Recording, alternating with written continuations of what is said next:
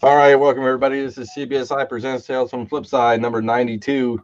I'm Dino, as you can see right there. Forgotten Five Comics in the building.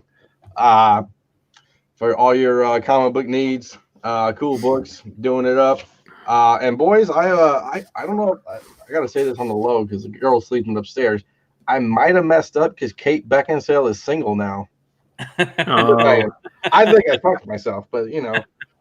So, What are you talking about? You ain't got a chance in hell with fucking Kate you don't Beckinsale. want none of this right there. All right, boys. Here we go. Let's only three of us, so let's rock this one out. I'm Brian McClay. The IG says it right there. That's right. I can't do it very well. So. That's okay. and I'm always bringing up the rear. It's it's been us, and I am a little lost this week because my streak of like 75 weeks in a row or something like that of doing the hot 10 right? is over. You can't plan for events like that though, my friend. Yeah, I mean it's almost like it's kind of like a Brett Favre kind of thing. Like it happens, or like it's just one of those. I mean it's an asterisk. I'm gonna say it's an asterisk, but not a good asterisk. It's just an asterisk. What'd you guys think about setting that list up?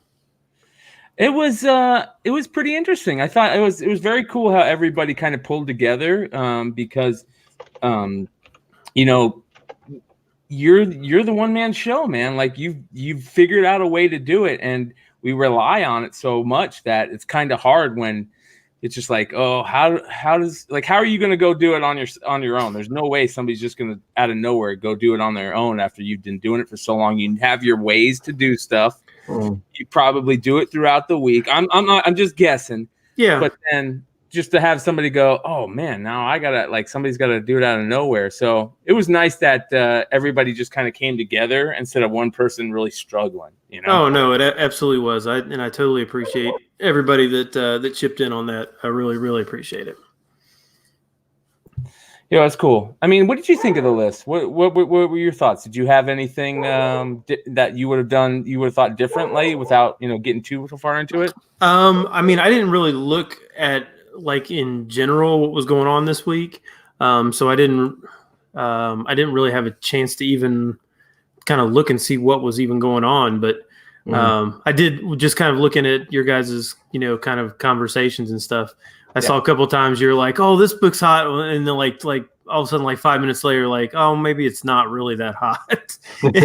and that's kind of, I have the same conversations with myself, like, oh, I'm certain that this book is doing well, and then I go back and I'm like, yeah, maybe it's not really as doing as well as I thought it was. So yeah, I kind of did like it. I mean, it's keys that people didn't like. Marvel premiered 15, like Forgotten Key theoretically. Forgotten Key, just like Uncanny X-Men 266. Like my dad came over today. He was helping out with some home improvements. We were talking about the comic book stuff, and I said, it's the movies kind of popped and things. It's like now people are like, it's really, and for me, I don't know if it's comic book burnout, but it's like just, I don't know. I'm looking at the list right now.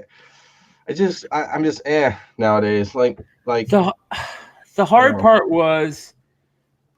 I'll say it again. When you have somebody that's dialed in, you've been dialed in for a while, man. You've been doing it. What would you say, 75 weeks or something like that? It's been since we moved to weekly. It was summer of 2018. So I'm not sure. I can't remember exactly. I think it was July. I think it was the beginning of July. And before that, it was every other week. And I don't think I'd missed a week or I missed a show in that or a list on that in probably a year from there. But yeah, it's been a while. So like if somebody's been doing it that long, they're really dialed in. And to have some of those, especially some of those, like I know I was looking at last minute, like, okay, what is something out there that I don't even know how to really look into it. But some of those came out of kind of out at the last second, like everybody was talking about for a literally short period of time that Captain America spec book, and I had no idea about it being selling for as much it was selling for. That's the one with like the picture frame around it or whatever. Yeah, the Marvel 25th, and it Yeah. all has to do with that Super Patriot guy. I'm like, hasn't that been spec'd on before? You know, so yeah. There's the spec seems to be recycled a lot here recently. Like it's stuff that was hot and then got kind of lost and then has kind of come back around. So it's kind of weird. I don't know if that's just a something that you know, if you miss the boat, it's almost sometimes better just if you don't have a lot invested in it, just sit on it and hope it comes back at some point. Yeah. The Green Lantern stuff was just perfect timing. I mean, that stuff came out that week, so obviously that's gonna be in there.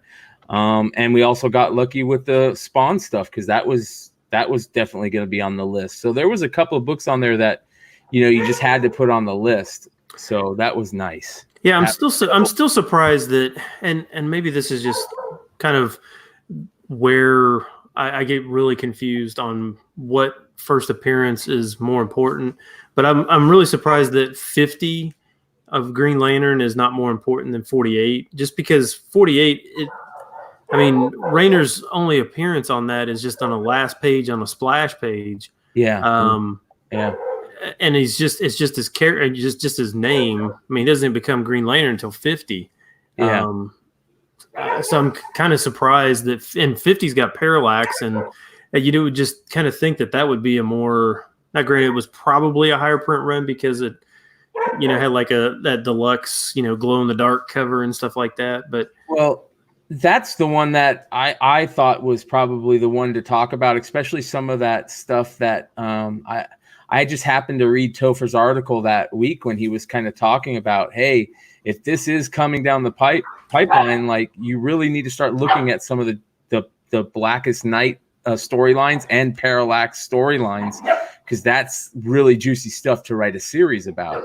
So I think he got in the list got in the right area, but maybe it should have just kind of been the whole line of books. And I think Ben C was thinking about doing that, kind of like just do all of Green Lantern in general, just because, you know, you don't really know exactly what they're going to key on, but a HBO Max series for that is a big deal. Yeah. I mean, I think you guys did a great job. It's just. I just was curious. I haven't talked to anybody. Yeah, I've been like kind of like all weekend. I've just been like completely out of it, so I haven't really even had a chance to even talk to anybody about. Well, before we get into everything else, how's the family doing? Are they starting to just? Yeah. They're fine. I mean, it was kind of out of nowhere. Yeah, it was. Man, I was surprised at the visitation. There was a ton of people, but I guess his wife is like a teacher or something like that. So when you got teachers involved, the crowds tend to show up. And I honestly, I told my wife, I said, if you pass away early, you usually have more people come to your funeral because everybody's still alive. Yeah, I mean that was the problem with my grandfather. He was pretty old. He was like 90, 87, 80s, 90s. And there was like all his friends. Is like he was the last one. I mean, there was like nobody. Yeah. But it's still sad. Yeah. Well, it's kind of funny because we're pretty pickup heavy tonight. Do you have any pickups, Ben? I mean, no. Like you said, you've been so busy. I've got nothing. I should be pickup heavy, but we're a little card heavy, but not in the way that the whole show is going to be taken up by cards. But I'm sitting here in front of me, like a bunch of my pickups are cards just all around me. I mean, I could do the same thing. I mean, I got videos and stuff out there, but yeah. I guess my thing is for cards, like, so I talked to Ben. Ben loves this. So I was talking to Brian too. So Sunday I get to go to a local card show by me. Never been there. Small little VFW hall kind of thing. I don't know what to do. Here's my advice. Go and spend a lot of time looking and just talking to people. Ask questions, man. Yeah. Ask questions like, hey, why is that? What is that? Why is that so much? Because and be okay with asking questions, because that's the funnest part when you're first getting into something, like as much as you're getting into it, like that's the fun part, is the learning part. And you're going to a small enough show that these people are they want to talk, they're down to talk. So that's my best piece of advice, is go in there and just look and ask questions and talk, and that's the best place to go, pick some brains. And I agree. I mean, it's the same. It's cards or comic shows, both of them. You just the fun part of a lot of it is just talking to people about it, and just kind of just sponging all the information is just kind of cool. So can I be that guy who everybody asks when at a comic show if they have AF-15s? Can I ask if they had a 52 mantle? Hey, you guys got like a 52 mantle? I used to have that card. I got it for $1. I lost it in my parents' basement somewhere. Like everybody else says, I had all these books and I lost them in a flood. Yeah, that's everybody's story. Yeah, I had a Wonder Woman 1 and I lost it in a flood. My parents threw it away.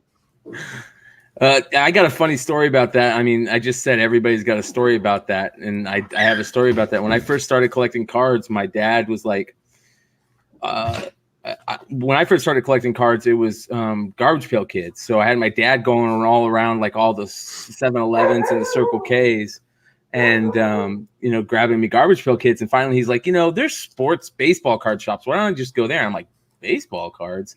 And he's like, yeah. And he took me to a baseball card shop. And then after leaving there, he's like, I have a ton of baseball cards from when I was a kid. Let's go get them. And we went over to his parents' house, who lived in the same city.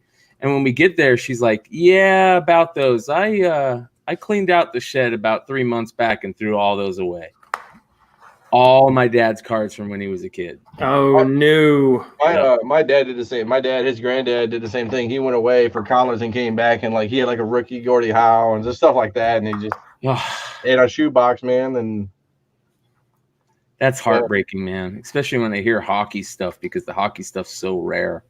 Yeah. So how's it coming on the Gretzky? I've got it's funny you say that. I got $1,000 saved up, my friend, based on $1,000 worth of comic book sales I had. So sweet. Yeah, I got my first $1,000 put away. So I'm pretty excited about that. But I did spend a bunch of money that I should have put on top of that onto cards, because I'm pissed I got screwed over on the Bowman Chrome X stuff. Oh, let's talk about the story. Okay. So if you guys remember, I think it was last Flipside, Ben had brought up a piece of news that we didn't know about yet. He had got an email talking about these Topps is going to release a special set to that website StockX, which is for like sneakerheads and stuff like that, and clothes fans like Supreme and stuff. It's where you can go kind of bid on that stuff. And it's guaranteed real, that type of thing. It's kind of like eBay for sneakerheads, I guess you'd say. And Topps wanted to get in on that action, so they said, we're going to release a special set, and you can only get it there, and you have to bid on it in this special way. So we talked about it live on show, and after the show ended, we each went and kind of decided what we were going to bid and made a bid. And Dino made a bid. I made a bid on a case. Dino made a bid on a box and a case. And Dino's bid for his box went through, right? Let's go. $50. Yeah. $50. So Dino bid $50 per box. I bid on a case of 5. I think I bid like $5.50. And because I thought it was going to be higher. And for some reason, my bids didn't go through. Even though it gave me the thing saying, the total, it made me go into my PayPal and select my PayPal and, get the code and everything. And then when I signed into it again, and it said, I have no bids. So I actually contacted them being like, this is weird. I should have bids. I made a bid. And they just sent me those automatic email things. They didn't actually get back to me till after the thing. Because I didn't want to make another bid on another case at $550 and, have the other one go through. Yeah. Now that I didn't, I wish I did, because they ended up going for so cheap. They ended up going for $50 a box. Well, how much did the cases go for, though? The cases were, I heard the cases were $300. So the cases of 5 went for 300. Yeah. I can't verify that, but that's what I'm guessing. I'll relay my bid. So basically, my box was I actually bid $125 for or $100 for a box, and I bet like $175 for a case. I didn't want to go too crazy, obviously, and I got the $50 box, but the case I heard was $300. So I don't know because it didn't say like you got. It said I won the one and never told me about the other one. That's probably about right though, because if you bought the case, you were guaranteed to get one of the top tier rookie. So there might be a slight premium by getting a whole case. So that I could see that. Yeah. So we'll see what I pull. So the bigger news is it comes tomorrow, which it was kind of shady because they started my UPS, so they must have been doing a bunch of labels for 1,000 boxes, obviously, and then they canceled them and then they updated them again. So I don't know what was going on, but. So you haven't got it yet? Tomorrow, I should get it tomorrow. Did you put in any bids, Ben?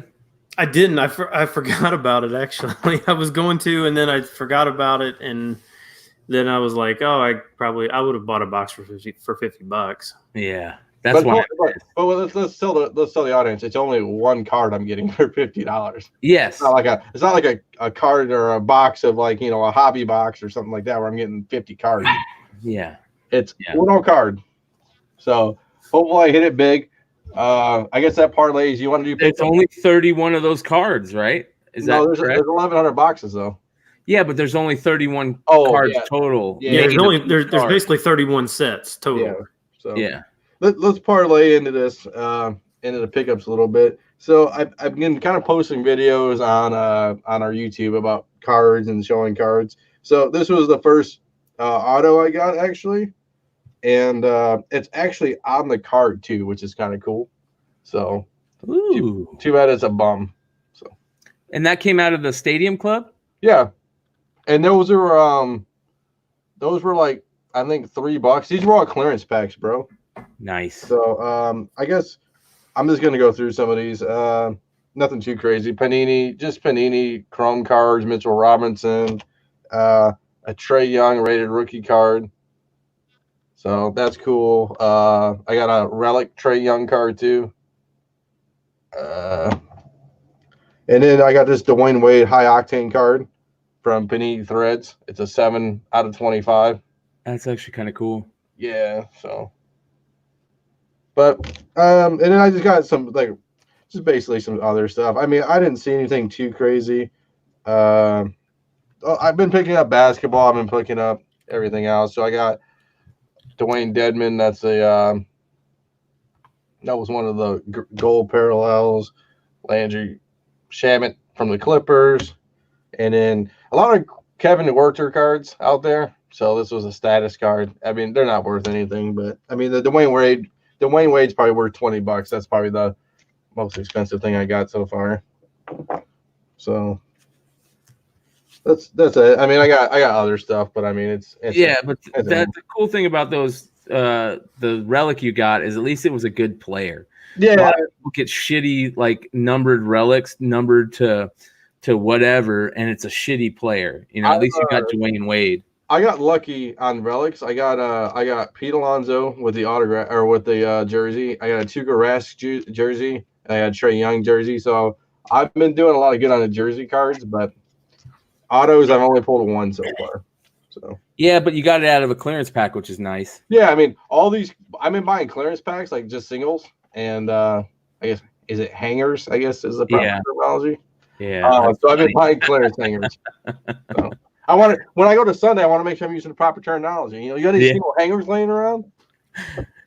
It's funny because after the top 10, I went and I started looking, for like all the Green Lantern stuff, because that's one thing I spec'd really heavy on back in the day. Mm-hmm. And I started pulling out all the, the DCU variants and stuff. And JJ Maxwell made a comment where he said, I wonder if the Kyle Rayner Green Lantern show will have the Alexander DeWitt in the fridge moment. And that's a great comment, because if you guys don't know about this, I can't remember what issue it is. Do you guys remember what issue that was in? JJ, if you remember, post a comment about that. But in one of the issues of the Kyle Lantern Green Lantern run, or Kyle Rayner Green Lantern run, he finds his girlfriend in his fridge, right, in the freezer. She's like all messed up. Somebody stuffed her in the freezer, if I remember correctly. That was like a big deal back in the day. Do you guys remember that? I'm drawing a complete blank on that. I should know because I was big into comics back then. And I was huge. Green Lantern is like one of my favorite all-time books, so I'm even worse for blanking on it. But for the pickups part, I ended up because I didn't get that Bowman Chrome X case. I was like, okay, I'm going to spend some of that money, like half of that money that I would spend on that Bowman Chrome case. I'm going to go buy some blaster boxes. I'm going to go look for blaster boxes. And if they have any good ones, I'm going to buy them. So I ended up getting 4 of the Prism blaster boxes. And I opened one like an idiot thinking, it's going to be garbage. Yeah, it's going to be garbage. And I'm an idiot. I don't have it in front of me right now. I meant to grab it. I pulled a Zion numbered out of 125, a green Prism rookie. And then when I bought the blasters, I also bought a couple of these special hanger packs where they're like the 3 packs in one, and you get a special pack of like these pink Prism cards. And I bought 2 of those, and I opened those and pulled autos out of both of those. People that aren't very good, but one's numbered to 5 and another's numbered to like 120.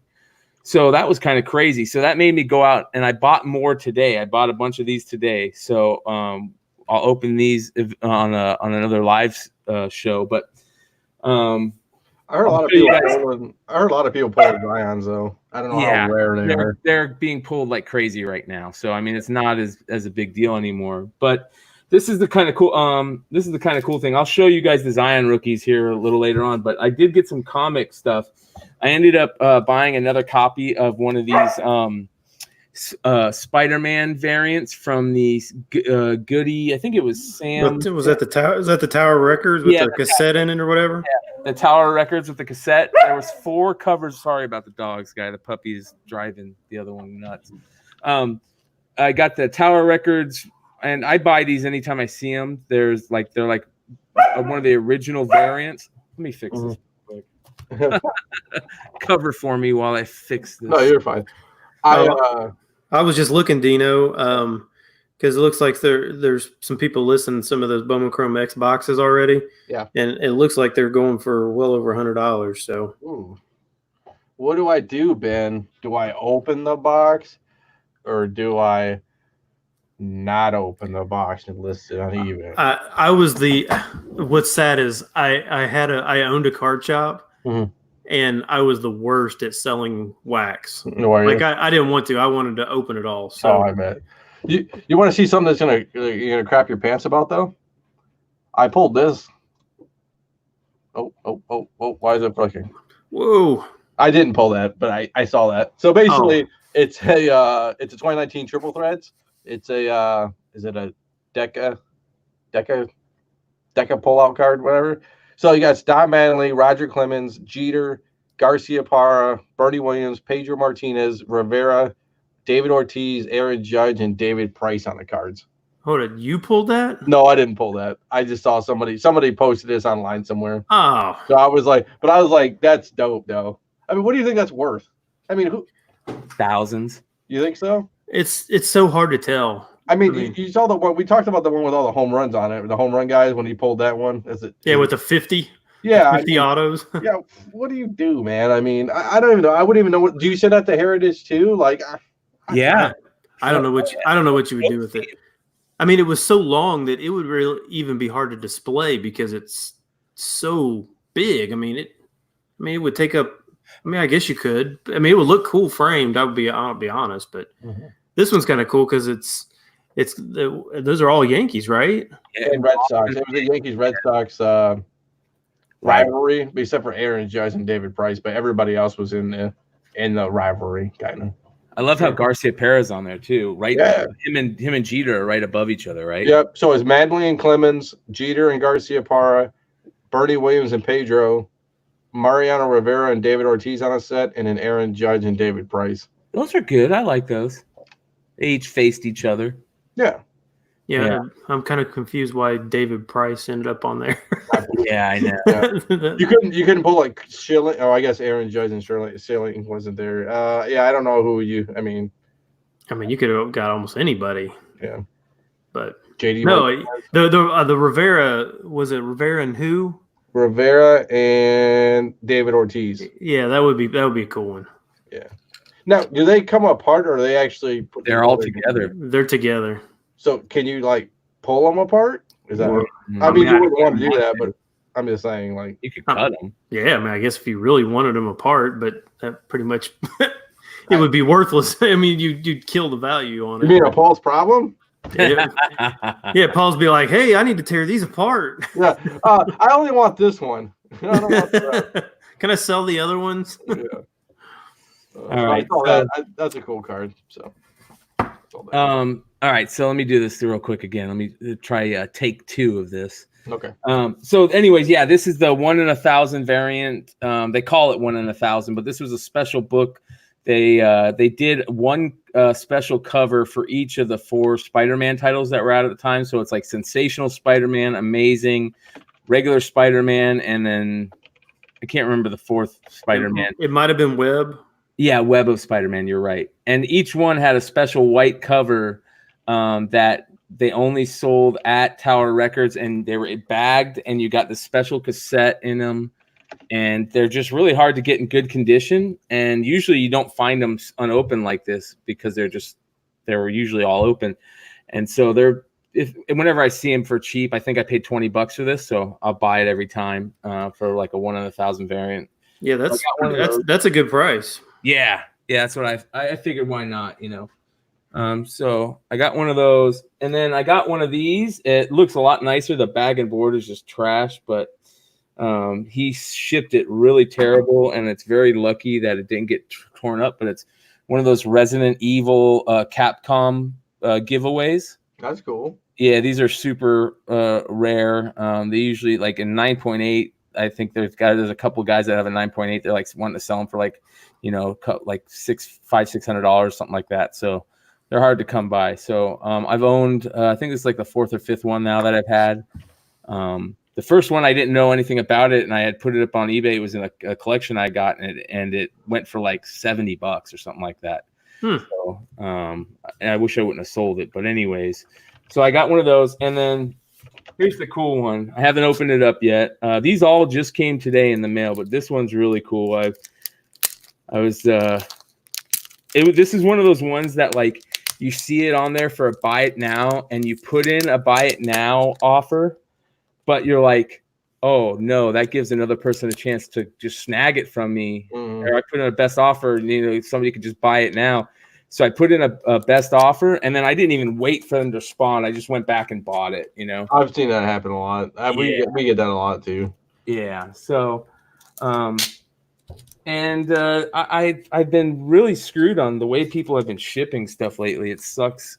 Every comic that I've had shipped in like the last 3 weeks have just been terrible jobs shipping. But this is, if I can actually get this open, this is one of the coolest things I've gotten in a while. There we go. I'm not gonna fuck this. All right. Oh, buddy. The free sample copy one. Sweet. Yeah, look at how nice of condition this is. This is the one that they gave out for free at, I forget which con it was before Nintendo Power came out, and they just gave them away to see if people would like them. And the way you tell is instead of saying free poster inside, it says free sample copy. Does CGC grade those? Yes. I don't know if they have any that are like higher than a 6. But this one is super nice. I mean, it's not a 9.8, but I wouldn't be surprised if it's like a 7 or above. and for a free sample copy one, and it's got the poster inside, the Zelda poster. The not level 2, quest number 2 map. It's got the business reply by mail in the back. I mean, nice. Yeah.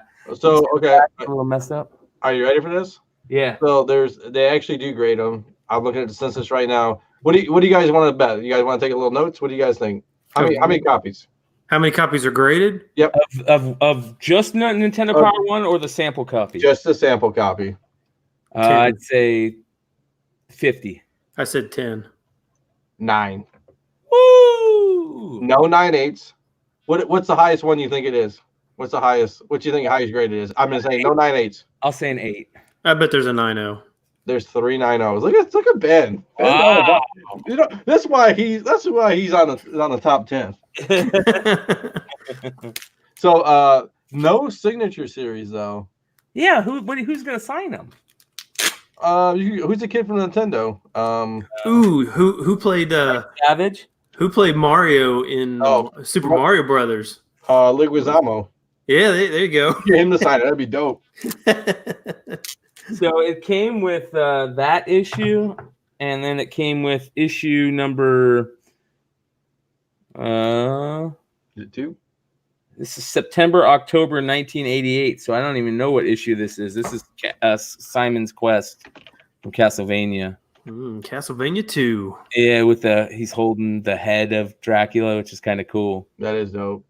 Yeah. So I couldn't believe that it was on there, and I was super stoked that nobody had snagged it before I did. So I was really, I need to hit up DeVoe, because DeVoe is the one that first told me about, I think he talked about it on the show at one time, the sample copies, and I just been looking ever since nonstop, Yeah, you know who you really could get it signed by is Miyamoto. That's what I was gonna say. Miyamoto, the guy who created Super Mario Brothers. Yeah, that's a good one, dude. How the heck would you get that? He probably does cons. Yeah, you'd have to go to Japan and probably do it, but I mean, it'd be dope. So this is the final thing that I'll show you guys. Oh man, they got a big boy box. This is just a little. This is the first box that's come in. So, like I said, I took that money that I didn't get to win the Bowman X with, and I thought to myself, what was the funnest stuff that I opened this year card wise? Because I just kind of got back into cards this year. And what did I have the most fun opening? And what I had the most fun opening were those Bowman mega boxes, the Bowman baseball mega boxes, the Chrome mega boxes, which were selling for $20 in Targets, but on the secondary market they were selling for $40 or more. So obviously you can't find them on the at Targets anymore. They're not there. So I was like, I'm gonna go see if I can find some for, I don't want to pay $40 a box, but I'm gonna go see if I can find some from $30 to $35. So I found a bunch. Here's 10 of them right here that I got for. I paid $25 shipping and then $32 a box. So I got 10 of those, and then I've got like 10 more coming that I paid for around the same, anywhere from $30 to $35 a box. And what's the big cards in those boxes? That has the Wander. These have the Wander Franco rookies, and the reason that the mega boxes were so great was because they come with 4 10-card packs of just regulars, that you can pull good stuff out of, and 2 exclusive 5-card Chrome packs that had the Bowman Chrome X fractors. You can only get the Mojo. They call them Mojo fractors, and you can only get them in these boxes. And I have one of the Wander Franco autographs from here, and that sells for like $500 to a couple thousand, depending on the refractor version. There's a bunch of photo variations in this. You can get the Vladimir Guerrero rookie. You can get a couple other up and coming guys that haven't hit the bigs yet. So there's just a lot of fun stuff in this. So I said, I'm just going to go buy stuff that I had fun opening. I don't want to have to. That's what, I've been doing that way. My cousin was talking to me about. He's like, oh, you should try to get collect cards that you want to collect and buy singles and stop buying blaster packs. But I like ripping. Yes. Yeah. I hate it to say it. I'm addicted to ripping cards now. It's like gambling, man. Oh, it's terrible. But it's a little bit. It's cheaper.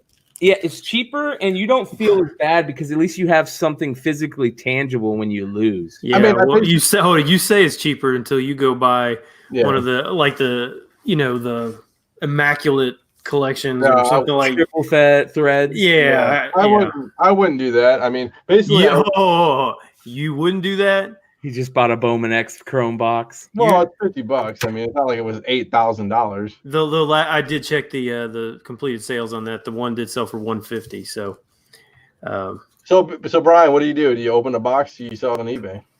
The Bowman Chrome or what? Yeah, the Bowman Chrome I just bought. I open it, man. Have fun. Open it. Oh, here you go. Yeah.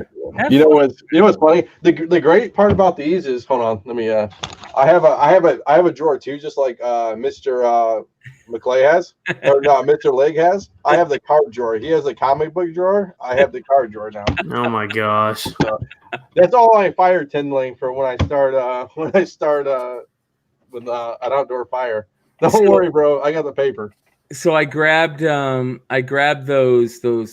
Prism cards. So I'll just show you guys real quick. Out of the one blaster box I opened and 2 of the 3 card hanger packs. Yep. This is what I got. This is the good stuff I got. I got 3 base Zion rookies. And the way that they did them in this set is you have each player has 2 cards, one in a home uniform and one in the away uniform. And obviously, that's I got 2 of the white and 2 and 1 of the blue of the Zions, and then I got, of course, the neon green Prison out of 125. It's number 75 out of 125. Nice. I've seen a lot of people pulling the blue one of that one. Yeah, and I got a blue one of R.J. Barrett. Yeah, blue one. That's cool. R.J. Barrett's dope, man. Yeah, and then I got a regular Ja Morant, so that was good. Top 3. I got one of each. Here are the autos. Jared Harper, which they're both guys who weren't drafted, which sucks, but whatever. This guy's a Sun, though. He actually made the Suns. He's still on the team. His name's Jared Harper. He's out of Auburn, and it's numbered to 199. It's kind of got this like rainbow refractor thing going. Are they on the card or are they stickers? These look like they are stickers. They're stickers. Listen to Dino, man. He's like, right? Are they on card or are they stickers? Come on, man. Come on. I got to know some stuff. This guy he's not even playing in the league right now, I don't think. He didn't get drafted, and then he signed to a team, but I think they let him go. His name's Jawan Morgan out of Indiana. And this one is the bummer because it's numbered to 25. And it's got like a special. If he falls out of the league, that might, it could be rare theoretically. I mean, he's a nobody, but I mean. And these are all college uniforms. Yeah, they put out the college uniform ones first, and then the next Prisms, those go for like ridiculous amounts. I was talking to a guy at the shop, and he's like, "Yeah, they're like $300 a box or something like that." So, but I figure it's worth a try just to see if I can pull something out of some of these and then sell them. I'm definitely going to sell every one of these. I'm going to sell the Zion number to 125, all of it. So we'll see, though. We'll see what happens. But yeah, so definitely check in for more of, Dino's been killing it with the live breaks and kind of, do those separate shows for the just the regular PC live break stuff. And then we just need to get Dino to get a camera that looks straight down to where all you see is hands. Yes. And see him just flipping through the cards like this rather than showing and him having to raise them up like this. Yeah. I need to send him the little kit that I got that you just take your phone and it has this little tripod you put your phone on, and then your phone is looking straight at the card, so it's super easy. But anyways, before we move on, I want to go ahead and let's see here. I want to talk about if you guys get a chance, go check out the variants section over at comicbookinvest.com/variants. Buy yourself a variant. They've got a couple variants that are still for sale over there. They have the Woven Heart Tomb of Dracula homage that's available, and they have the Heist Jack Kirby homage to Eternals #1 that's available. And each one of the every variant that you buy over at comicbookinvest.com, $1 goes to a charity. So if you want these books, go buy them at comicbookinvest.com. I'm getting pretty good at this pointing stuff. I'm still terrible at it, dude. It's like opposite way. I know, it's annoying. So, Z had me, download a picture he had. He was all stoked to talk about it, and I almost want to, show it and steal his thunder, but I won't. Oh, on bigger news, do I just go with the mustache for November? Yes. Shave off the beard? Yes, mustache, but you can't just end it with the mustache. You got to do something cool, like you either got to grow these out or you got to let it grow like all the way down your chin, down your neck. Handlebar style? Yeah, like major weird. Man, I don't see how you guys do that because, man, this right here is already, it's irritating me. Like, I've got to get it off. It's driving me nuts. So I remember the first time I saw Dino and he had that big old, it was way down here. And then the first time I met you was in Indianapolis and you'd shaved it off. And I was like, oh, yep. That's not who I thought you were. Yeah. I mean, it was like down to here. It was good. It was good. It was pubic, yes, for sure. It's funny. My people were questioning my allegiance to America. Yeah. You did look a little. Yeah. My boss pulled up an article on the internet and said, "Hey, your buddies are on the. Isn't that you with your buddies?" It was pretty terrible. So, but no, I don't know. She won't let me grow it down. She won't. So those days are probably gone. So how is it going anyway? How's it going? Besides almost getting divorced by day 2, no, it's fine. No problems. It's everybody keeps asking, like, do you feel different? How does it? If it feels different, should be something wrong, right? I mean, we did the same thing we did the day before, which is like sit on the couch and do nothing. It's like, yeah. It's just a different mindset. I'm sure you guys are probably just more anticipating the baby than anything. Yeah, that's gonna be the real life changer. Nowadays, it's just like we're just two people. I mean, the big thing too is we lived together for almost a year or two, and we've known each other for God knows how long. So I mean, yeah. But yeah, it's the whole baby thing. I over here is the new comic book room. So I moved all the shit from upstairs into the comic book room. Oh, so she's officially pushed you into the basement. I am joined the Whip Husband Club. Week number 1. Day number 2. Yeah, day number 2. No, so everybody says keep sleep while you can. Like, what's funny? My dad always said, like, the best time when you have a baby, and I guess Ben can talk about this, is when at night, man. You just, like, when you're at night and they're like up at night, you just get up with them. And my dad said it was the best time at night. Your dad was very rare. It was not the best time. Just sit there and, like, he would get like a little rocking chair and rock you back and forth. Oh yeah. You say that and maybe on like night 1 or 2, and then all of a sudden, I mean, you're just like, please, and you're just like, your eyes are just, you have like no feeling. You get up and you like run into a door. You don't know what's going on. Well, you're just like, please, just go back to sleep. I mean, look. So I'm like the cat whisperer now. Like I got one there, one down there, one over there, and then I actually did just find this photo. This was me back in the day. That was it's when I had my big beard. It's a big boy, baby. You don't mess with that. I'm out here, bro. Yeah, I had it all the way down to here. It was dope, man. People loved it at work, man. They're like, man, what's funny? My work's pretty cool. It's pretty casual when it comes to stuff like that. So what other than the Green Lantern stuff? I'm trying to think of what was some of the biggest news. I mean, I know some of the some of the stuff is kind of slowly leaking out of the Jared Leto Morbius stuff, from what I'm hearing, right? Have you guys seen that? The new I saw a picture. It looked. I thought it was like one of the orcs from Lord of the Rings. Like it was terrible. I didn't think it looked good at all. But somebody said, I think in the same of that same picture, somebody made the comment like, I thought that was a picture from what was that? The in Little China, Big Trouble in Little China. Yeah. That's what it looked like. It looked like one of the demons from Big Trouble in Little China. yeah, I'll be honest. It seems like the here probably the last, I don't know, month, the movie news has been a little tame. Well, they've released I guess Newsarama released what's happening in 2020, 2021, and 2022. Did you guys notice that?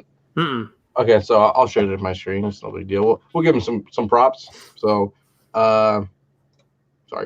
So, Newsarama. They got Birds of Prey, Bloodshot that we talked about, The New Mutants on April 3rd. Is that really coming out? It says live action movie updated November 1st, 2019. Black Widow, Wonder Woman 1984, Morbius, Snake Eyes, Eternals,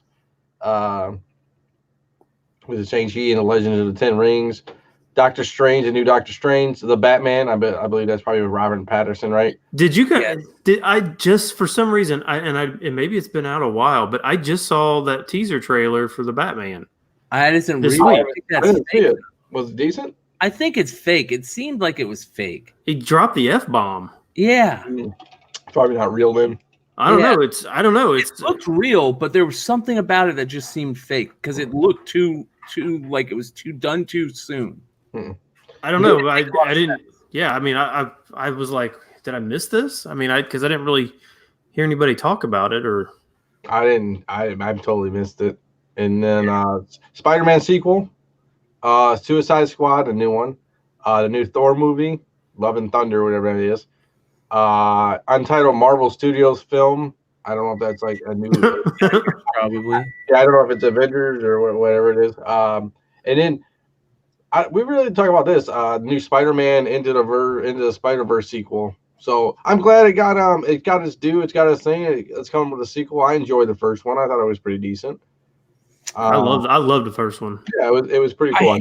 I hate that was one of the things that we talked about being the best Spider-Man of the year was a animation. You know, I mean, don't get me wrong. I thought it was great, and I'm glad it was awesome. But I'm glad Marvel talking about live action Spider-Man being the best Spider-Man of the year. But I'm glad that Marvel actually stepped up and actually did a really good animation movie because DC used to murder them every time. You know, out of the very few trick-or-treaters I got, the majority of the comic stuff I saw was all Spider-Man based. It was either Spider-Man, Venom, or Spider-Gwen. I had a Black Panther, I had an Iron Man, and I had a Kraft cheese mac like a mac and cheese box.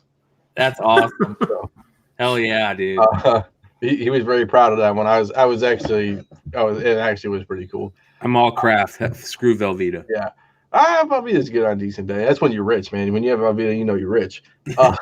Black Panther sequel. What I'm so excited about is DC Super Pets. I can't wait. Can I bring my cat with me? One of the ones that was interesting, I thought, was the talk about how the show Vision and WandaVision or whatever is going to lead into the horror Doctor Strange movie. Like what happens in WandaVision is going to lead into what's going on in the horror Doctor Strange movie, which instantly makes me think they're going to go the route of Wanda going crazy, right? Because when she goes crazy, that means horror craziness. And in the WandaVision stuff is supposed to take place, you know, right before the Avengers, where they went and found him, Avengers Endgame or whatever, or no, Infinity War. Yeah. So the WandaVision is going to take place right before that, like the time they got to spend together, and then you know what happens. So she's going to go nuts and probably that's going to lead into the horror craziness that is the Doctor Strange movie. And I'm really looking forward to that Doctor Strange movie just because they said it's going to be horror based. Cool. It'll be interesting. So that's what I saw. I mean, that's the only thing I really saw. Out of all those, I mean, there's a couple things that seem spec worthy. I mean, obviously the it could be interesting, this thing, guys. Yes, it could be interesting from a Wonder Woman. I think could be really interesting. Who are they having play Snake Eyes? That's a good question. Good. I think it's Ray Park, isn't it?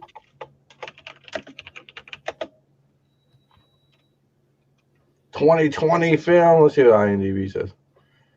It is Henry Golding. You're fired, Heartless. He said Velveeta is liquid gold. It is. Shells and she's. So this guy named Henry Golding. Oh, that's good. I'm cool with that. I think Snake Eyes should be Asian looking. I mean, right? I mean, that's where he grew up. A Storm Shadow needs to be Asian. Yeah. So I'm cool with that. Well, another thing that was kind of interesting, spec worthy, that saw a spot on the top 10 was the whole news about they're going to recast or redo Iron Fist in the MCU to put him into the Shang-Chi stuff. And they'll probably end up recasting him, which that's big news. That could be, I mean, I don't think it's going to help spec a lot, but. Well, they just announced a villain for Wonder Woman 1984, didn't they? Yeah, it was Maxwell Lord. Yeah. Which is great because that's a great villain to kill off at the end. And if they do the whole thing where he breaks his neck, that's spoilers. Yeah, I know. I this is why I get burned out on comics. It's like now, I don't know, man. It's just Amen, Matt. Amen. I really do hope that they are going to have that New Mutants movie though, and if it's actually good. Let's click on it. Let's see. Oh, they got a trailer. Well, yeah, they had the trailer back in last year. Oh, 2017, bro. Yeah, they totally had to recut this. I heard they weren't even going to release it. Yeah, that's what I didn't even know if they were still doing it. 2018. Look at the schedule. They're a year late. The same thing with J.J. Maxwell brings up about New Gods. Like, we were all everybody was stoked that was happening. It sounds like that's on the back burner again. Like it's the third time that they've said Darkseid was going to be in the movie universe and that they're taking him away. So, well, I mean, what we're going to start seeing is more killing like they did the Gambit movie, dude. Just that brings up a great point. I'm glad you brought this up, and I'm glad you brought it up while Emiliano makes his comment about the DC spec movies. And one of the chats that a lot of us are in, one of the things kind of got brought up was the fact, what are some of those books that are out there right now that have taken a dive that are still worth going and grabbing because they've taken such a dive and there's no way that DC or Marvel or Warner Brothers or Disney are going to let that property flop. Yep. And Gambit's one of them, right? I mean, that's one of the books that, hey, if maybe we should be picking up now because it's dropped and there's a lot of 9/8s out there. I go to my comic book room. Hold on. What's that? I said I can go to my comic book room. Hold on. Yeah. So like, X-Men 266, and even to some point of that, the annual. What annual was that? Uncanny X-Men annual 14, I think. I loved Gambit back in the whatever forever ago. Yeah. But I don't know. I just wonder if that character is too, I don't want to say 90s, but too 90s for today. Yeah.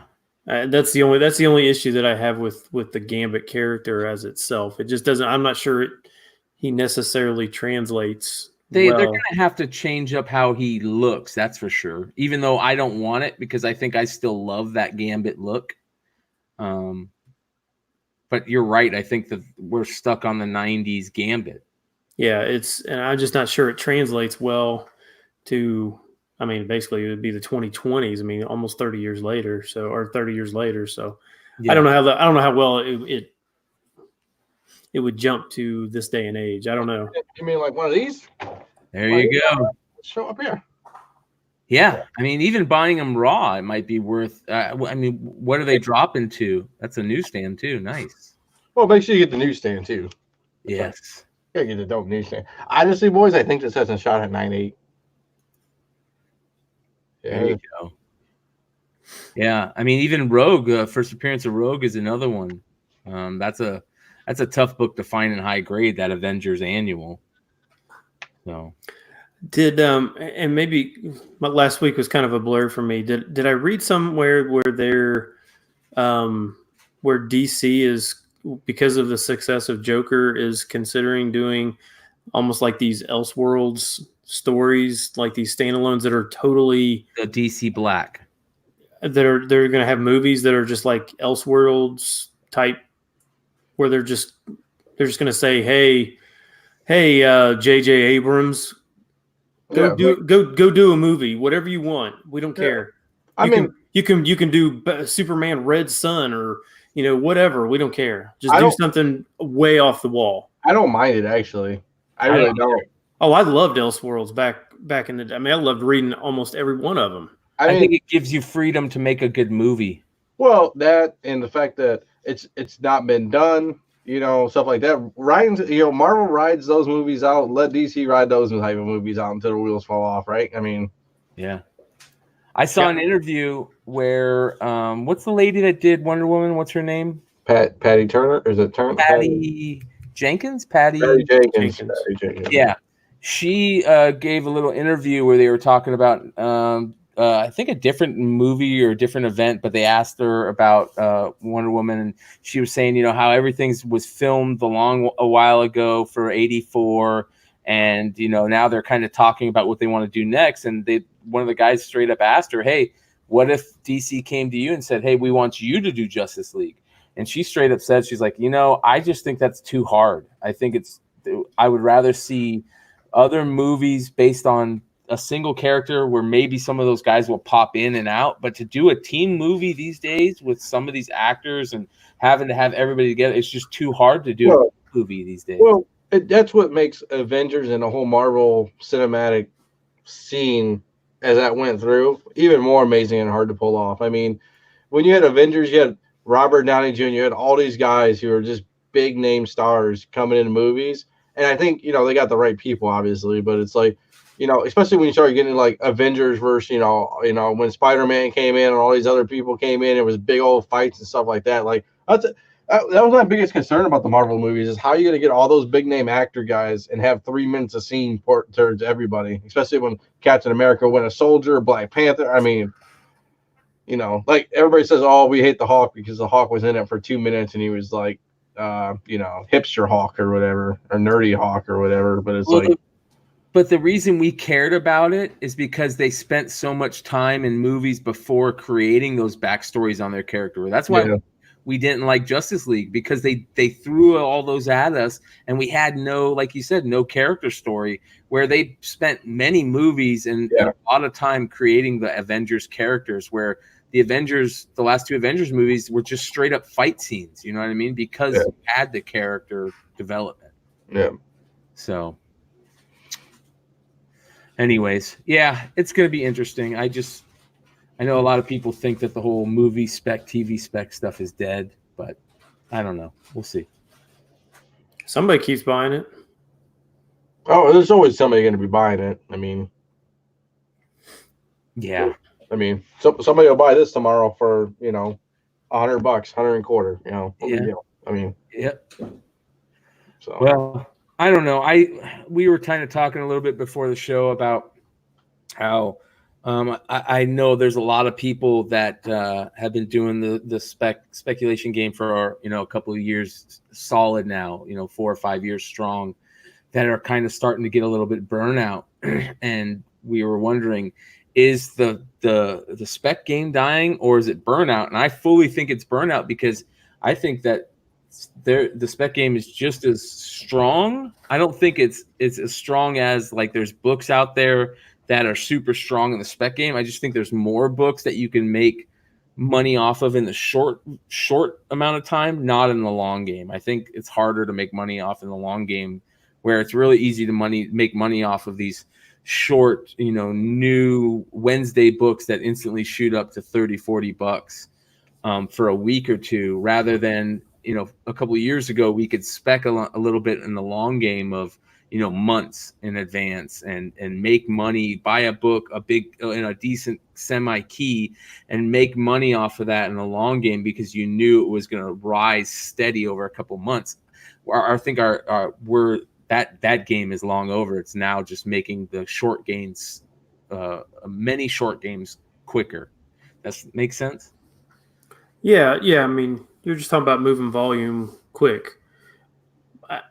I think a lot of people are going to get stuck, though. I think a lot of people got stuck with what was it, Venom this week or whatever, that they ordered a ton of those copies, and it was nothing went on. I don't know. I didn't even buy any books last week. Was that the kid? Yeah, whatever it was. But I mean, it's like, I was seeing comments about people, buying 20, 30 copies of that and basically just getting stuck with it. But I don't know. I still always hesitate investing in books where people can hoard them like that. When you even the stuff from the 80s, when you see, people with 100 copies of, Secret Wars 8 or something like, something ridiculous. You got. I saw a legit dude had 60 copies of this book, probably. Those kind of things scare me. I mean, even the Hulk, 181s. I mean, when you see people have like 30 and 40 copies of that, and you're just like, okay, well, at some point, they're gonna sell those. I mean, they're just gonna, and it's just gonna blitz it's gonna bury the market. And I don't want to be the one holding the bag when that happens. Yeah.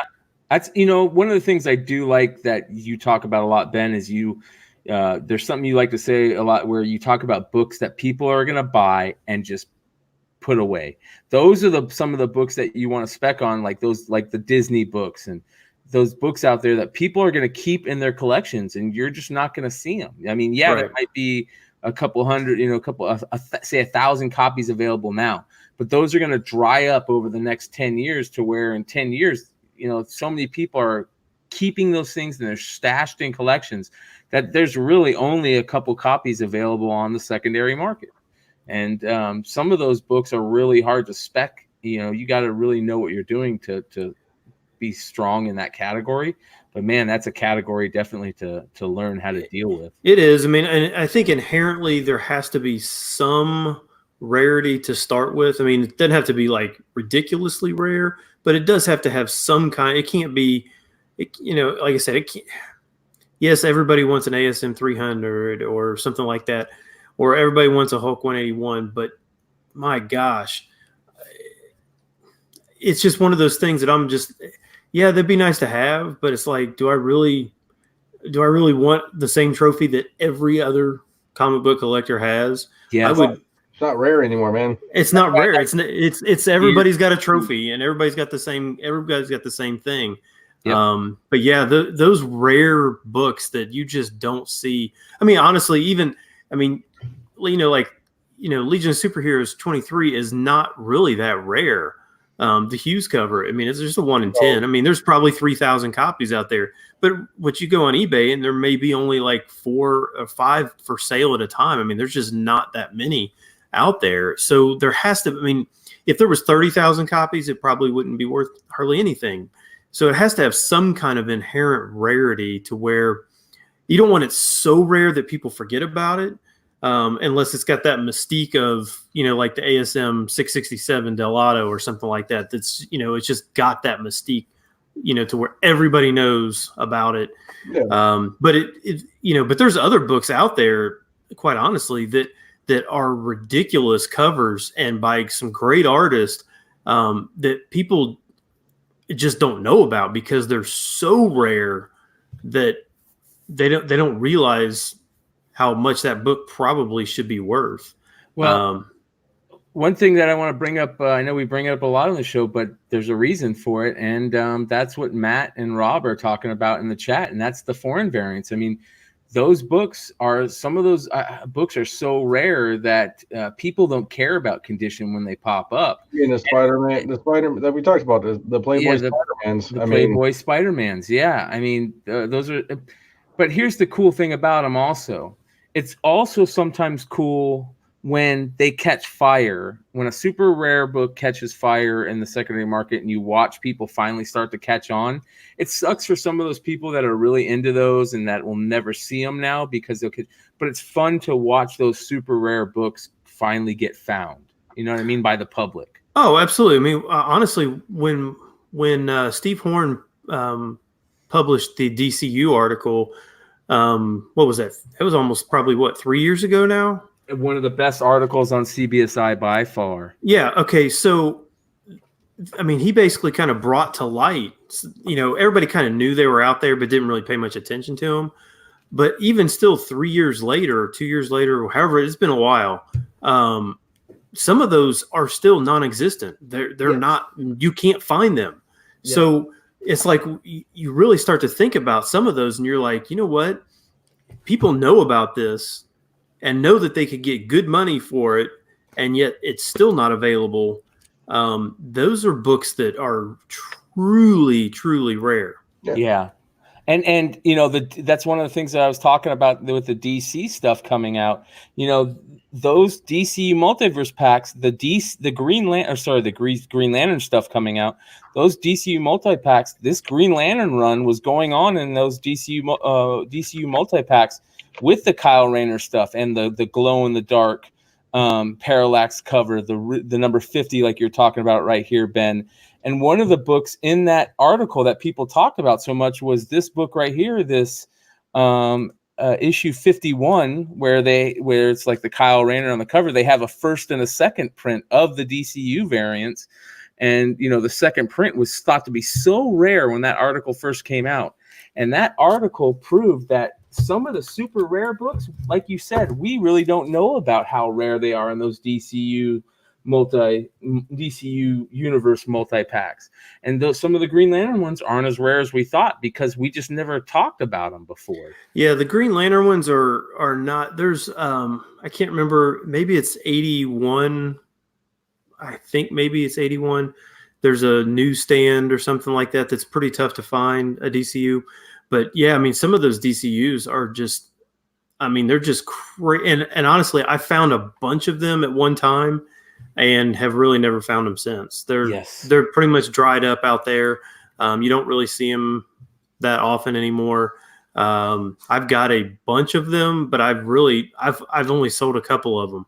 I've just got them stuck on a shelf, and I've had them sitting there for about 2 or 3 years now, and they've not left anything because I don't really think I can. Some of them, I don't think I can replace. Yes. Well, some of the ones that are cool in that set are some of the comics that you don't really think of, like the Animaniacs comics. Some of the DC Universe. Oh, right. Yeah, those are cool. I mean, there's some really cool the DC Universe variants that you wouldn't think of that are super rare. I've kind of secretly wanted DC to do them again and do that bizarre distribution. I think those kind of things, and that's where, like, some of the card stuff, like, I think they could incorporate some of the ways that cards do they draw interest and have some of these just I mean, they kind of do it with the secret variants, but but they overproduce those. They put so many of them out there, but just randomly, I mean, some of these DCUs are just, I mean, they're just random Robin comments or comics or something like that. Just do that with some crappy title and just put a few of them out there and just randomly distribute them. Put them around the country. Yeah, something just bizarre and don't even advertise it. No, don't say anything about it. Just that would be great. Yeah, just do some weird marketing for some of these things. I wish I could get a hold of somebody at DC or Marvel and just kind of set a presentation up for them and just say, man, you could really invigorate some of these buyers if you kind of incorporate some of this. Just different ways. It's now we're probably in year 3 or 4 of this store variant. thing, and it's pretty much exactly the same. It's the same thing over and over and over. It's, hey, we're gonna do 1,000 of this cover, then we're gonna do a virgin of 500 copies, and then we're gonna offer 250 that are guaranteed 9/8 or something. I mean, it's just like the same thing over and over. Maybe we'll do a black and white or a color change or something. I mean, it's just kind of just random. I mean, but it's the same thing over and over. Do something totally different. Yeah. Totally different. Yeah. But yeah, you know what I would like? I would like to see some of these guys, some of these, especially cover artists that we haven't heard from in years, do like a rare store variant out of nowhere. But like nobody talks about it at first, like you said. Like it'd be cool to see Stephen Platt, do something, or you know what I mean? Like just somebody we haven't heard from in years. Well, I mean, and Platt's done a couple, but because he did, I mean, like there was a couple DC stuff that he did, but it's like you still they're not getting the concept of, hey, 3,000 copies 10 years ago or 15 years ago was probably pretty low, but 3,000 copies is no different than pretty much any other book at this point. Yes. So, so stop doing that. Make some of these. I hate to bring up my own thoughts, but I so think having a book or having a bunch of books, just heck, do them on all of them. I don't care. And put them, polybag them all the incentive variants, all go in a bag. All the store variants, all go in a bag. Random. Everything's random, but everything's great. But everything's cover price. So So if a store orders 100 of them, they may not get a 1 in 100 variant. Yeah, make it cover price so people get lucky. Everything's cover price. But yeah.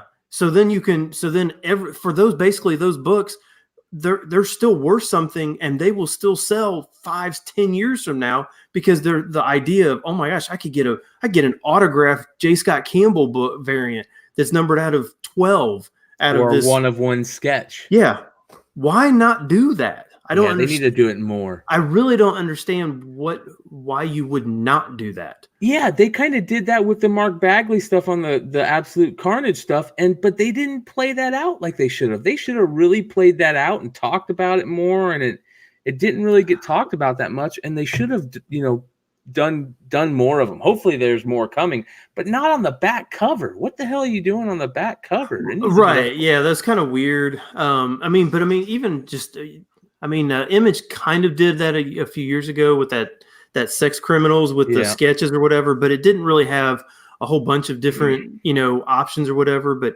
man, if they would just do it, one, you could probably even upcharge, the cover price on some of these books to cover all these variant costs. But you could just, people would buy it. I would buy it. Heck, I'd probably buy 4 or 5 copies of almost any of them, just with the chance of pulling, 1 in 1,000 or, something numbered out of 50 or 38 or something like that.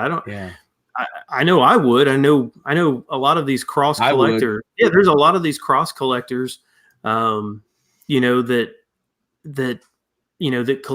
collect cards just for that gamble aspect. That would totally buy in on that for comics. And hey, if you want to just do it just for the variants and have your regular covers for the people who don't want variants at all, then fine. Don't even put a regular cover in there, just have your regular covers and then variants. Everything is included. It could be anything in your variant pack. Yeah, there's a couple comments here I want to bring up. Kent brought up, they did it with Absolute Carnage, but he's asked the question, but you think they should be bagged? And he said DC did it at the end of the New 52 run with Batman vs. Superman. And that's exactly it, where Philip Chung also brings up the Harley's little black bag. They did that. That was awesome with the little black bag, because you had the chance to get the one-on-one sketch covers. You had the chance to get in the autographs. And they had different artists doing the sketch covers. Yeah, but those were basically just like the Batman was the Ross, and it was just, color, black and white. But you could get actual sketch covers in there. Right. I mean, you could, but what I'm saying though is you could some of these ones where they've got 30 variants or like this Star #1 or something like that. It's got a whole bunch of different variants or whatever. Well, you could even incorporate some of these store variants in there as well because I mean, some of the older ones that didn't sell, maybe. I mean, honestly, do I really care about what Beach Bum Comics? And I think that's kind of inherently the problem with some of the store variants is I don't really care what a store in California is putting out because I can't go into that store and actually get it. And a lot of these companies don't even sell online. So it's like, yeah, that's great for the people in California, but for somebody who lives in Ohio, that I really could care less. But if you made that available as part of these across the whole country and kind of spread them all out, then I might be like, oh, that's cool. I got this, this cool, Mark Brooks cover that you could only, I thought you could only get in California, but I can get it here in Ohio out of this random, insert or whatever like that. So, Kent also makes another good comment where basically it wasn't Kent, sorry, it was JJ that said you can basically say goodbye to judging conditions if you polybag everything. And yeah, to a point, but that also kind of makes it good. You're getting lucky if you get a good condition comic, just like with packs of cards, a lot of these Prism cards, I've noticed some of the condition of them coming out of the pack is not great. So it makes it even better when you get lucky and get something in really nice condition. Think of those books that they had that they said, oh, we're only doing 250 and they're not all 9/8. Yes. Well, who cares if it's a 9/8? Who cares what it is? Yep. They're all 9/8. It doesn't make it. Condition doesn't mean anything on those. So if they're all 9/8, if every card or every comic is perfect condition, then condition doesn't matter. Yeah. It's the variance of the condition that makes some of them super valuable. I mean, if you go on eBay right now, you can pull up 52 Manels, and there's a ton of 52 Manels. It was double printed. Yep. I mean, so there is a ton of them out there, but it's the ones that are high condition is the ones that bring in the humongous dollars. The same thing with comics. If you can have some of those condition sensitive books, Golden Age, even moderns. I mean, you think about some of these moderns that are tough to get 9/8 in. The Harley's little black book, Alex Ross Batman. The Ross. I mean, it was tough. So if you can get those, then it differentiates the whole spectrum and it actually brings more collectability to it by having the wide range of conditions. I hate when these store variants are these people that are selling these store variants and they're like, oh, every one of these books came, or half of the books came with a tick, so I sent them all back. Well, okay, great. I'm glad that everybody wants a 9/8, but not everybody's going to get it. You shouldn't, as a collector, you should not want all the books to be, or whatever product, books, cards, you should not want everything to be in perfect condition because it drops the value. It drops the value. Yeah. You want the ones to where it even takes it even farther and makes it more collectible in high grade. Yeah. And let's be honest. One of the bad things about, the past couple of years is a lot of us have become 9.8 slobs, right? I mean, or I guess is that the name for it? What's the name for it? That's all we care about is 9.8s, where, like a couple of years ago, if I would have had that book in any condition, I love it. But now all we care about is 9.8s because everything it comes out the box that we're going to print 1,000 copies, but we're only going to release 250 of them. And they're only going to be perfect, like you said. So now they're all basically not worth as much as they could be if some of those weren't perfect. Hell, that's why some of the biggest books the past couple of years became so worth so much. Look at some of the recalled variants or the super rare stuff that 80-page giant that they put out years ago, where they put the baby in the microwave that was only sent to Europe because they sent them out early and they pulped every one of the ones that was supposed to be here in America. that's why that's worth so much. So yeah, it would breathe a little life into the hobby, I think, and maybe that's what they need to do. No, I totally agree. So I get that poly bags, but can be an issue. But honestly, if I'm okay with it, I'd be fine with it. Yes, yeah, I'm with you. So, well, we basically we kind of had a couple of things that came up this week where we kind of had a short minute on a couple of shows. So we appreciate everybody sticking around with us. One of the books I want to bring up real quick, though, that go along with this, Robert Fordham made a comment about get him a McFarlane or a Stranko, to sketch one of the books once a year and put those in there. And that's kind of one of the things that was interesting is, look what McFarlane did this last weekend. He didn't really talk about those exclusives until like a couple of days before the event. So nobody really knew about them, which made those exclusives, even that much cooler. So I think there's certain people out there that know what needs to be done. I just think that it's hard for the big companies to do it because they're not making as much of this, but who knows? Yeah. 9.8 snobs. That's what it is. My bad. Jesus. I call it 9.8 slobs. Yeah, I'm that too. I never get any 9.8s. Hey, I was going to ask you, Brian, and maybe anybody else can just jump in as well. But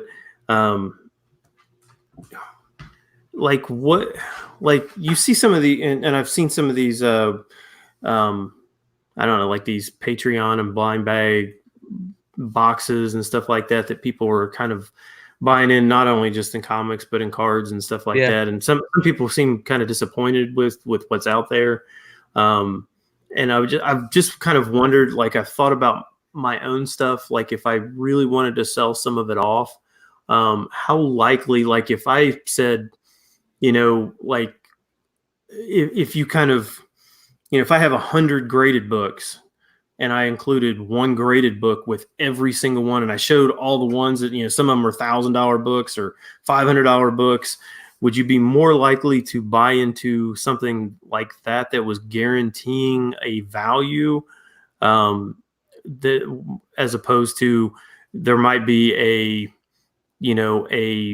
Iron Man 55, a $4,000 book, but everybody else pretty much might get kind of garbage. Which one? That's the key. So the key to it is that you have to actually show people getting the stuff once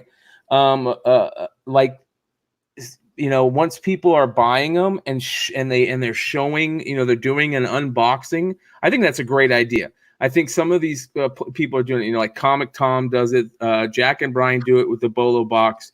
I've seen a couple people do kind of like raffles where like the grand prize, you have a mystery box. I can't remember which show it was, but they did. They won the grand prize, which was a Hulk 181, and right.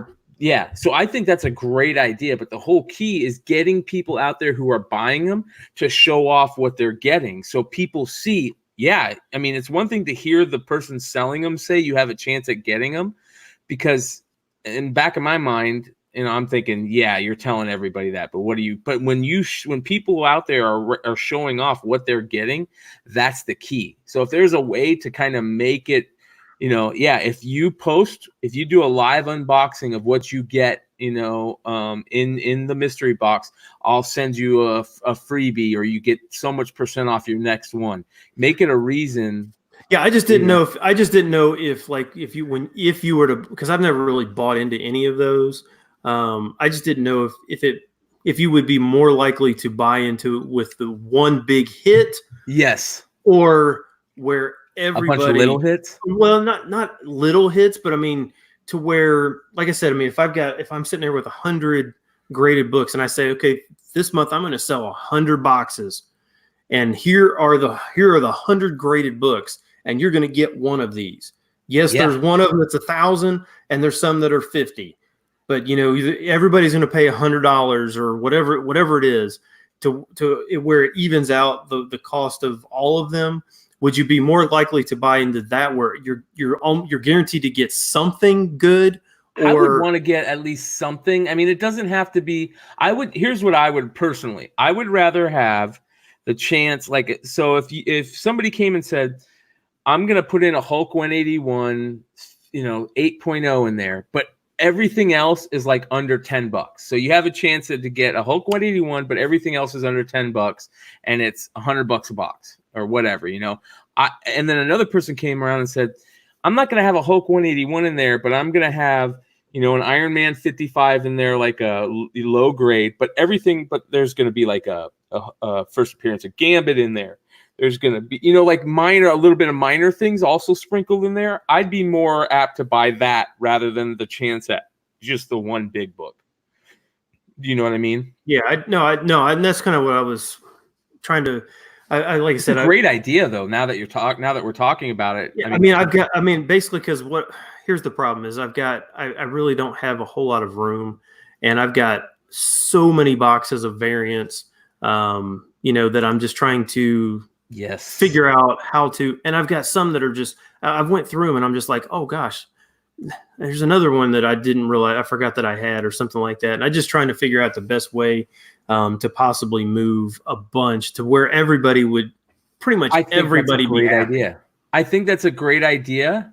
I think that the problem with the way it's happening right now is like we talked about, people are doing it more as like a Patreon thing, like a monthly thing.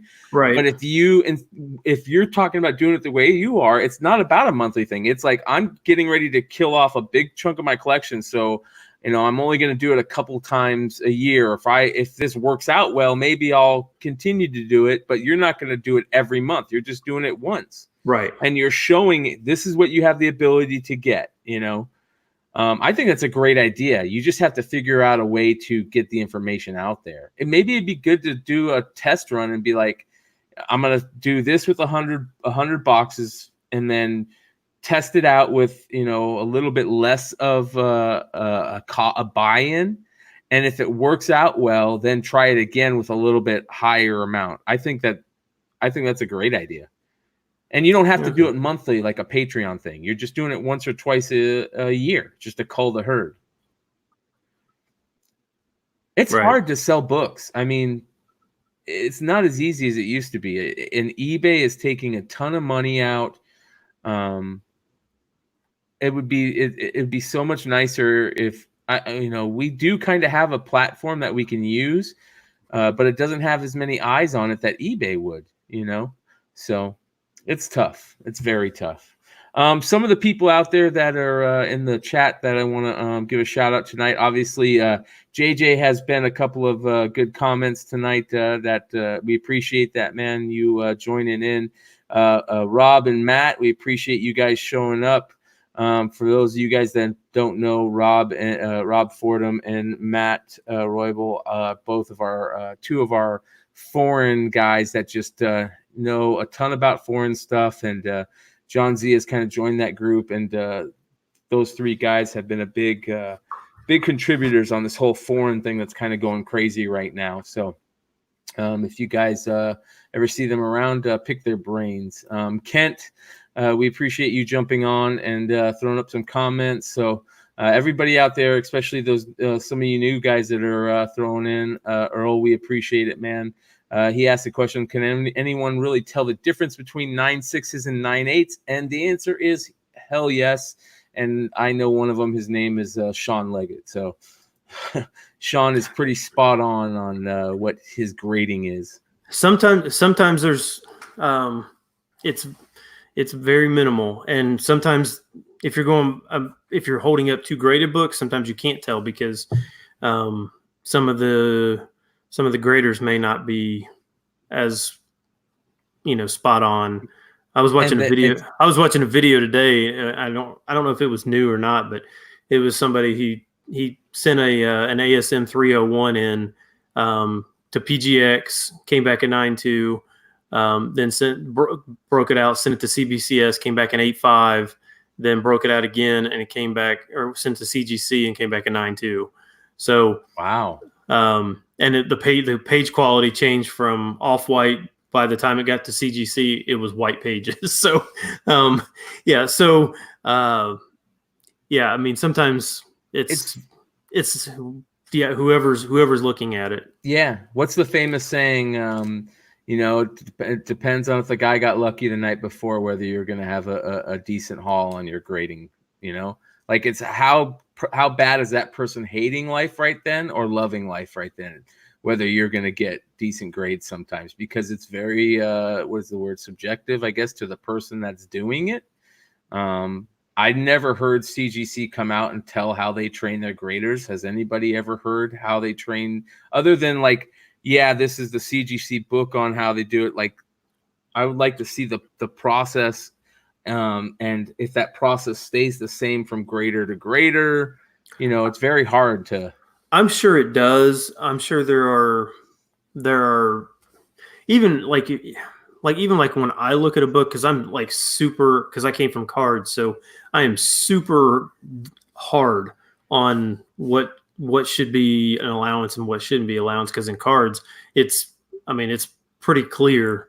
There's not a bunch of pages. It's just one single piece of cardboard. Yeah, four corners and centering. I mean, it's very precise. But yeah, I mean, I'll look at a book and then I'll think, I think I can grade that one. I think that's got a 9.8 shot. And then I'll look at it again before I send it off, and I'm like, maybe not.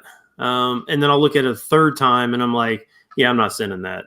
Or or yeah, I think that's got a good enough shot to where even if it's a 9.6, I'm still good. So the key to grading, I think, is the same as it is with a lot of things, is how often are you grading books? And you have to be able to test what you think. Like Sean and a lot of these guys that are pressing books are grading a lot of books as they're pressing, and they're sending in and they're seeing results of what they thought it was going to be. So they're able to say, okay, I thought it was going to be this, it came back as this, and they're doing it a lot. Whereas somebody that grades, 10 books a year, it's going to be much harder for them to learn how to grade by eye as well as some of the guys are doing it. Right. I would agree. I would agree with that. On that topic, before we end it tonight, we are going to hopefully have some more CGC hauls coming. I've got another group that is going out to Sean here soon. Do you have anything that's coming up that you're going to be sending in any books anytime soon? Who, me? I've got a stack sitting here that I've been meaning to send, and I'm trying to think if I can get them out this week. Then I want to get them out this week. Yeah, because the longer you sit there and then you're like, oh gosh, if I'd have done it a month ago, I would have them back.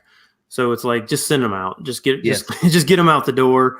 And so I've got a stack here. I've got to get sent out this week. And one of the things that I'm doing with a lot of my modern stuff that I'm sending out is, if it's something that I'm definitely, the only reason I'm doing it is to flip it. I like to utilize that pre-screening, that $5, pre-screen 9.8. I'm down to use that. I know a lot of people. I will say that I will not pre-screen at 9.8 because I feel I did that once, and pretty much what you end up doing is you're kind of giving CGC a reason to not give you a 9.8.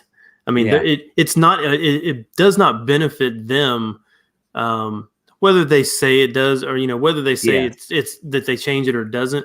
But subconsciously, for a grader, especially one that's backed up on work, if he can look at it and say, "Oh, this guy has got this pre-screened at a 9.8," and he just glances at it and says, "Nope, 9.6," because I can get that off my desk, and we make $5 by me just looking at it and then setting it to the side. Yeah. It doesn't force them to actually look at the book and see if it's actually a 9.8. They can just say, "Yep, that's a nope, that's not. That's a 9.6." And when I think of my own work, when I don't have to put in a lot of work, I don't. Yeah. So the 9.8's pre-screening, you're basically just giving CGC the opportunity to send it back to you and still make money. Yeah. I guess like you said, it's also how well you are at grading books, and that's the other kind of thing. Like if you are somebody that sends CGC into a ton of books, it also, for somebody like that, it's smart for them to kind of throw that person a bone every once in a while. You know what I mean? Because they know if they continue to do that, that's why it's all just so fishy. If they know that somebody's going to continue to send them books, if they give them 9.8s, if they're sending in 300 books a week or something like that, yeah, there's a little game that's being played that I'm always worried about. I would hope not. And I've done well enough to get a bunch of 9.8s to where I don't think that I don't necessarily know if they give favors. And I honestly, I mean, I think we've all looked at enough books. I think the grades are in general are pretty good. I mean, they may be off slightly, but I would tend to think that they don't necessarily do that. But heck, maybe they do. I don't know. Yeah. You never really know. But what I'll do is before I send books off, though, I will I'll make sure to, because I've got a whole stack of them here that I'm actually looking to send off, and I'll do a video of or something like that. Yeah. To show which ones I'm sending before I do. Yeah, because that'll help people learn how to grade. I know that's something that everybody's kind of deals with at some point or another. Gosh, I swear. Now that I'm looking at these again, I've really got to get these sent out, because when you start looking at them and you're like, holy crap, there's some really good books that I really need to send out, and I really need to get back, because they need to be sold.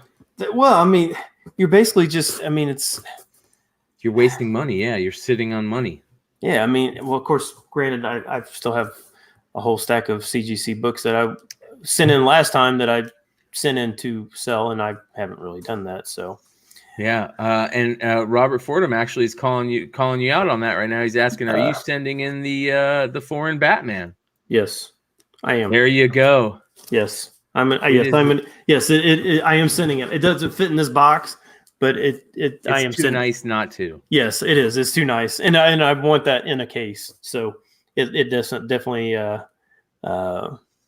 going to get sent. Hopefully they label it correctly, but yes, we don't know. Yeah, that's another thing, is the way they're labeling it, and they grade it or not. And I've never dealt with asking CGC that stuff, so I'm going to be making a magazine submission here soon, that I need to make sure that they'll grade some of the magazines before I send them in. So, oh, absolutely. Yeah. But all right. I think that's about it for the night. You guys definitely be on the lookout. We'll have some more live unboxing. I know Dino's got that Bowman Chrome box coming, Bowman Chrome X box coming. I've got all kinds of Prism basketball that I can open. And I've got a ton of Bowman Mega Box that are coming. And we've also got some stuff on the horizon that we're talking about.